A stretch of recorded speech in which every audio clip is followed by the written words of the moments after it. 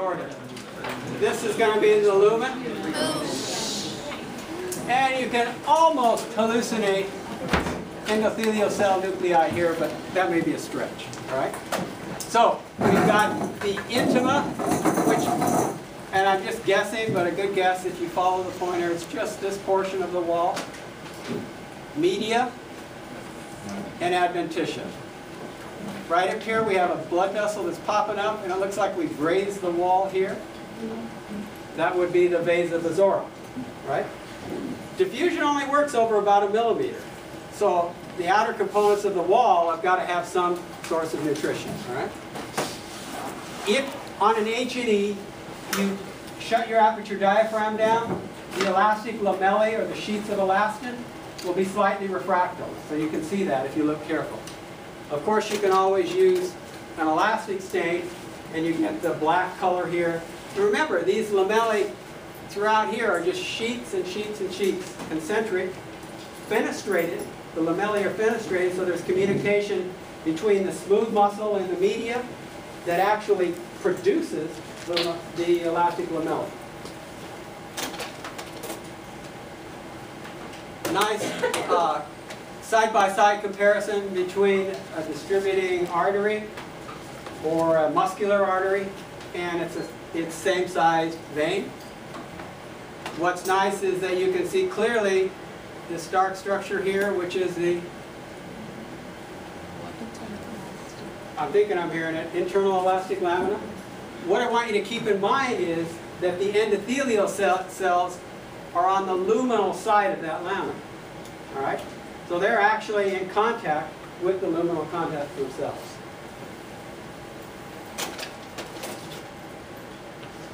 I believe Nigel showed you that. Yeah, he did show you this in lecture.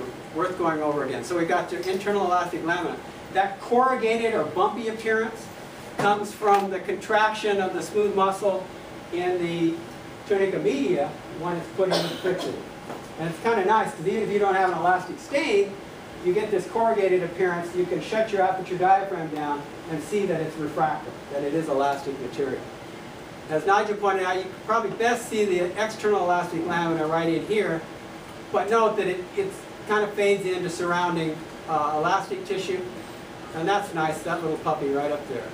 And we're getting down to arteriole size, so 2 to 5 smooth muscle cell layers thick. Okay, what is this?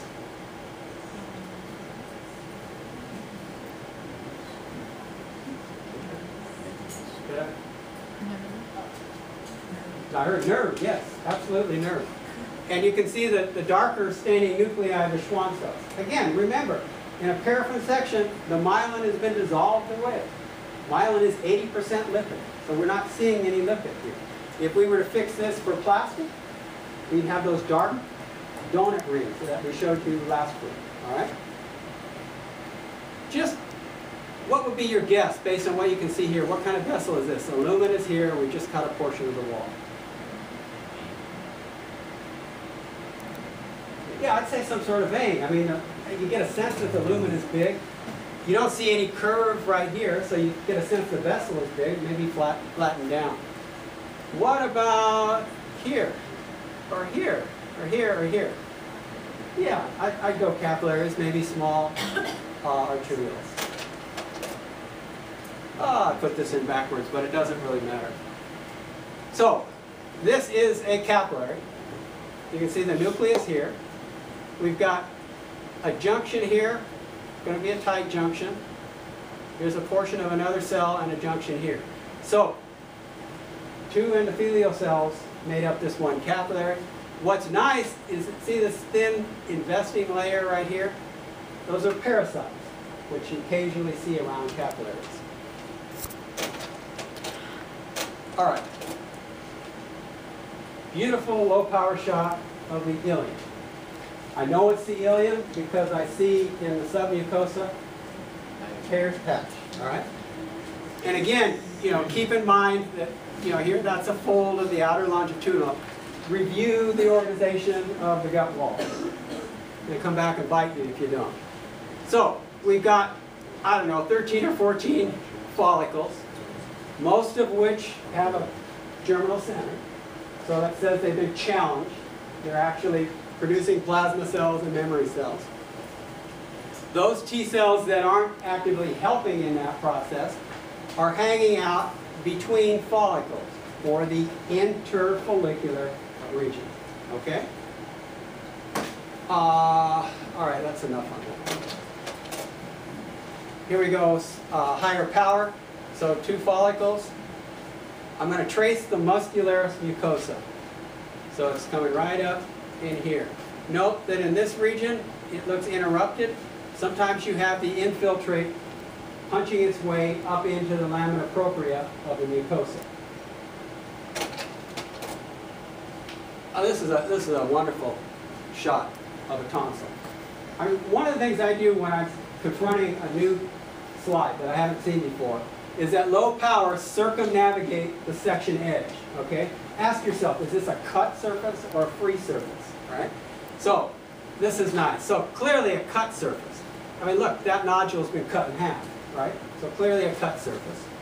Cut surface up here looks like a lot of connective tissue. Oh, but we come down here, there's a free surface. And you can almost hallucinate that's an epithelium, okay? Clearly you're going to have to go to higher power to, unless you use your book knowledge, to tell what kind it is, all right? We can see lots of follicles, most of which have germinal centers, so secondary follicles. Let's go. Well, before we do that, what about this white space here and that white space there? What do we think? Crypt, right.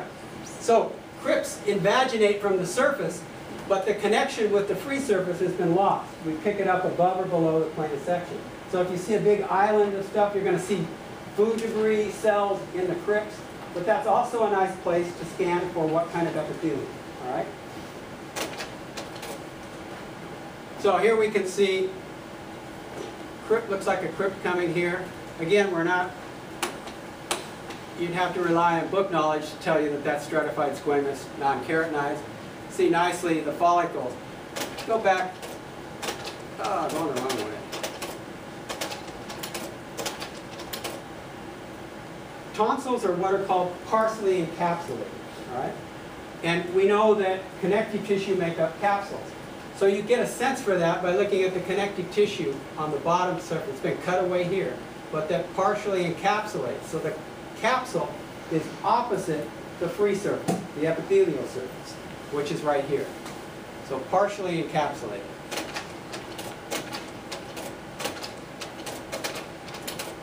Okay, lymph node. And remember, lymph nodes are kind of like kidney bean shaped. They can be 1 millimeter up to 1 to 2 centimeters.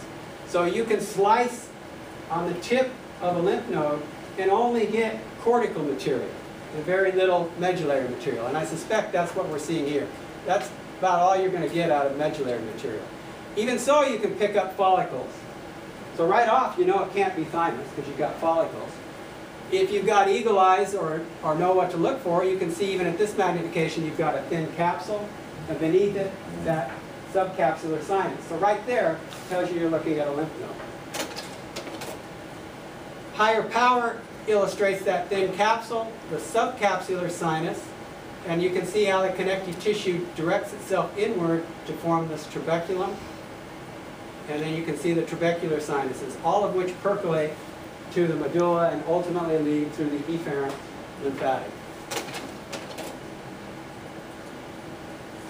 I showed you this same image in lecture. So we've got a capsule, and this is a much thicker capsule than in the lymph node. And like the lymph node, it's invested inward in these connective tissue trabecula. And that one, above or below the plane of section, you would see would be continuous with this capsule. If you look at this, where you see all these little white cracks up in here, those white cracks are the sinusoids, or the venous sinuses, okay? What defines what's surrounding the white space is the splenic cord, okay? And here we clearly got white pulp, and if you've got eagle eyes, you can see that little central artery there.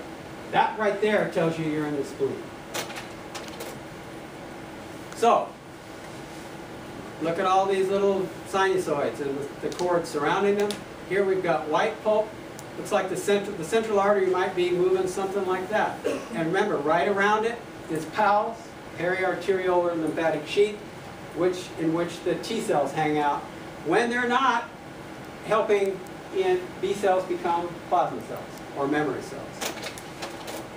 And again, I find this slide very instructive because a lot of students have trouble with the concept of a splenic cord versus a splenic sinus. Just remember that the majority of the macrophages that have chewed up the carbon from this Indian ink injection reside in splenic cords. So where you see black dots most of the time is a splenic cord. Occasionally, like this little puppy right here, you see a macrophage in the lumen of the sinusoid. Note that you see macrophages around the white pulp and a few scattered throughout. Could be chewing up cellular debris, processing antigen to present it. Brings us to the thymus, encapsulated, and two major lobes, each lobe broken into lobules. And we're looking at a few lobules here. We've got that cortex and medulla organization, and our old friend, the Hassel's corpuscle. All right? So keep in mind the table of distinguishing features, and make sure that you can look at a slide and correctly identify the feature. It doesn't do any good to memorize the feature if you can't associate it with an image. And if you do that, oh, here's our Hassel's corpuscle at higher power. And it's basically a concentric whorl. So you have an epithelial reticular cell, another one wrapping around it, another one wrapping around that. It forms these structures right here, which are useful to you to identify thymus. And speaking about identification, Nigel will finish up with some exam questions. Okay, just give me a second to